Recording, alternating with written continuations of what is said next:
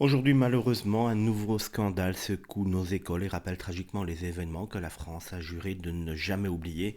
Une élève de 13 ans, oui, vous avez bien entendu, 13 ans, dans un collège du pays de Montbéliard, aurait menacé un professeur alors qu'il avait montré simplement des caricatures de Charlie Hebdo lors d'un cours d'éducation civique en commémoration du 10e anniversaire de l'attentat contre le journal. Le professeur, dans le cadre de sa mission éducative, voulait simplement lui transmettre les valeurs de liberté d'expression et de laïcité. Mais cette initiative a déclenché une réaction inacceptable. Une semaine après les cours, l'élève aurait déclaré au professeur qu'un autre élève allait venir le tuer à cause de cette présentation. Une menace glaçante qui rappelle les heures sombres de l'assassinat de Samuel Paty.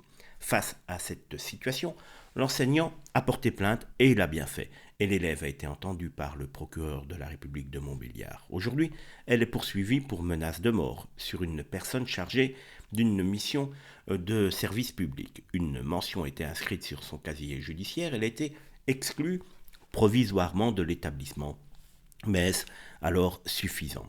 On en a marre. Oui, on en a véritablement marre de voir des enseignants craindre pour leur vie simplement parce qu'ils enseignent les valeurs républicaines. Marre de voir des élèves et leurs familles se croire au-dessus des lois. Ces comportements sont tout simplement inadmissibles et doivent être sanctionnés avec la plus grande fermeté. Nous devons collectivement nous poser des questions. Comment en sommes-nous arrivés là? Pourquoi des jeunes de 13 ans se sentent-ils autorisés à menacer de mort ceux qui leur transmettent les outils pour devenir des citoyens libres et éclairés? L'école est un sanctuaire, un espace de savoir et de débat, et non un lieu d'intimidation et de violence.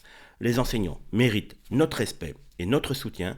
À chaque attaque contre eux, c'est la République qu'on poignarde un petit peu plus chaque jour. Nous devons agir ensemble pour préserver nos valeurs et rétablir l'autorité dans les écoles. Sinon, je vous pose la question, qui sera le prochain?